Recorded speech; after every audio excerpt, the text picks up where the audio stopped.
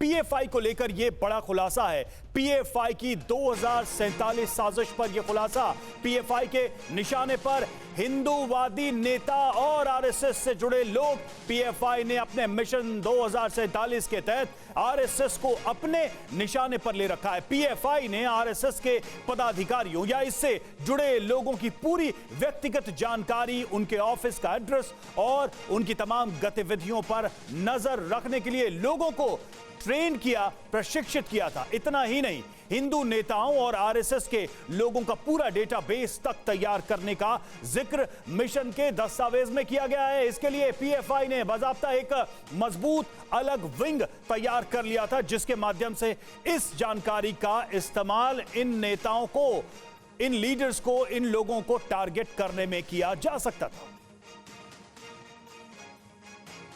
तो पीएफआई को लेकर एक के बाद एक बड़े खुलासे। 2047 को लेकर जो मिशन तैयार किया गया, जो ब्लूप्रिंट था, जो डॉक्यूमेंट्स मिले, उसके बाद ये बातें सामने आ रही हैं। रुपेश हमारे साथ इस वक्त हमारे सहयोगी जुड़ चुके हैं। रुपेश, ये अपने आप में बहुत हैरान, चौंकाने वाली खबर है, हैरान करने वाली खबर है कि एक एक नेता को टारगेट करना, उनकी पर्सनल इंफॉर्मेशन निकालना, उसका डेटाबेस तैयार करना, कितनी बड़ी संख्या में लोगों को निशाने पर लेने की योजना थी।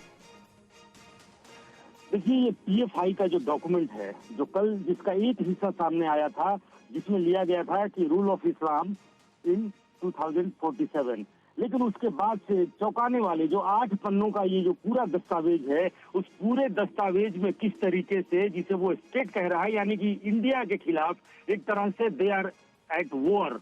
अगर पूरे उस डॉक्यूमेंट को आप पढ़ेंगे 7 पन्ने का, तो लगेगा कि भारत के खिलाफ वो एक बड़े युद्ध की तैयारी कर रहे हैं, जिसमें उन्होंने सबसे आखिर में ये दावा किया है कि जब हम फाइनल शो डाउन में पहुंचेंगे तब टर्की और वैसे जो इस्लामिक कंट्रीज हैं उनका एक्टिव उनको मदद मिलेगी। लेकिन उसके बीच में जो फाइनल स्टेज जिसको कह रहे हैं, लेकिन उसमें ये है आरएसएस के जो बड़ा सवाल है, वो बड़ा सवाल ये है कि बिहार में ये लोग पकड़े गए हैं।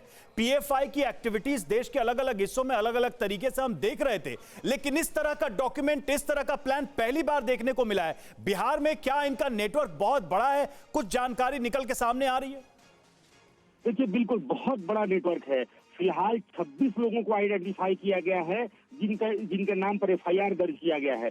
लेकिन मैंने जो कल दिखाया, जो डॉक्यूमेंट जो मोहम्मद असगर के यहाँ से मिला हुआ है, उसके अंदर जो एक लाल किताब, जो रेड बुक है, उस रेड बुक को स्पेशली एक्सक्लूसिव टीवी 9 भारतवर्ष ने दिखलाया कि उसमें कितने लोगों के नाम पते दर्ज हैं, और वो सब दर्ज हैं जो सब मीटिंग करने आए थे, प्रशिक्षण लेने आए थे। तो उसमें बिल्कुल हैरान करने वाली खबर है कि इतनी बड़ी योजना चल रही थी और एक तरीके से देश के अंदर गृह युद्ध फैलाने की योजना थी। रुपेश, आप बने रहिए, हम लौटेंगे आपके पास। जरा देखेंगे हम इस डॉक्यूमेंट को, जो दस्तावेज मिले हैं उसमें किस तरह की योजनाओं का जिक्र है। पूर्णिमा के पास चलेंगे और शब्दशः समझने की कोशिश करेंगे कि आखिर योजना क्या है। बिल्कुल, ये पीएफआई की 2047 की जो साजिश है वो इस डॉक्यूमेंट के जरिए इसका खुलासा होता है, और जो जानकारी रूपेश दे रहे थे उस डॉक्यूमेंट के साथ इसको एस्टैब्लिश कर रहे हैं। और आप समझिए, यहां लिखा है कलेक्शन ऑफ इंफॉर्मेशन अगेंस्ट हिंदू/संघ परिवार leaders.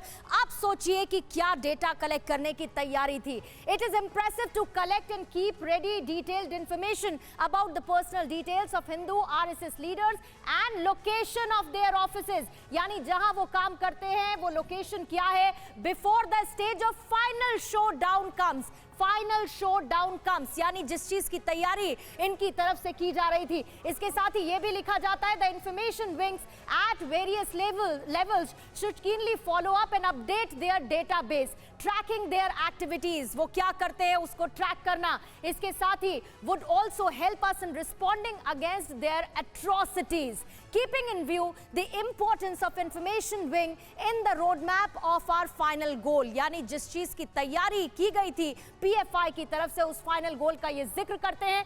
The working of the wing at all the level needs to be strengthened and sharpened, यानी और ज्यादा मजबूत करना होगा हमारी तैयारियों को। एक्सटर्नल हेल्प, बाहरी मदद, किस तरीके की इनको जरूरत थी, क्या तैयारी।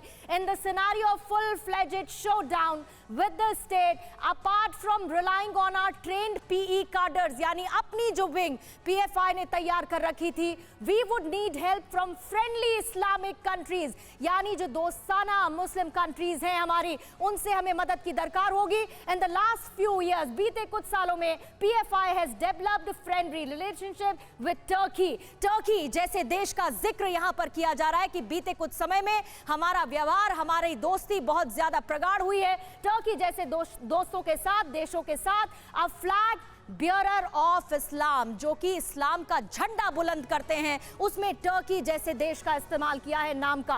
Efforts are on to cultivate reliable friendships in some other Islamic countries, यानी इसमें बाकी इस्लामिक कंट्रीज की भी भागीदारी हो, इस बात का जिक्र इस डॉक्यूमेंट के जरिए स्टैब्लिश किया जाता है। रूपेश, इसमें इस्लामिक कंट्रीज का भी जिक्र है। टर्की, बीते कुछ सालों में उनके साथ हमारे संबंध और प्रगाढ़ हुए, ये इसमें लिखा जा रहा है। बाकी इस्लामिक कंट्रीज से भी आह्वान करता है पीएफआई। ये इनका लोकल काडर जो है और इस्लामिक कंट्रीज की मदद के साथ पीएफआई बड़ी साजिश की तैयारी में। अब ये सोचिए पूर्णिमा, कितनी बड़ी साजिश की तैयारी है। ना सिर्फ गृह युद्ध की स्थिति पैदा हो जाए देश में, और जब जिस फाइनल शोडाउन की ये चर्चा कर रहे हैं, उस दौरान टर्की जैसे अन्य इस्लामिक जो कंट्री हैं, उनसे ये मदद की ना सिर्फ उम्मीद लगाए बैठे हैं, बल्कि ये आश्वस्ति का भाव इनके शब्दों में दिख रहा है कि टर्की जैसे देशों से इन्हें मदद मिलेगी, एक्टिव मदद मिलेगी। और जहां से इनको वो टेरर फंडिंग हो रही है, और टेरर फंडिंग के साथ ही वो टेरर में एक्टिव पार्टिसिपेशन इन देशों का होगा, ये मानकर चलते हैं।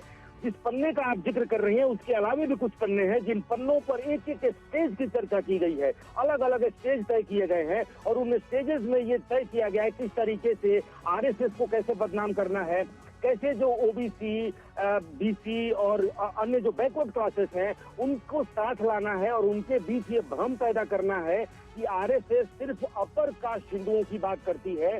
जो एससी, एसटी, ओबीसी जो है, उन हिंदुओं की बात आरएसएस नहीं करती है।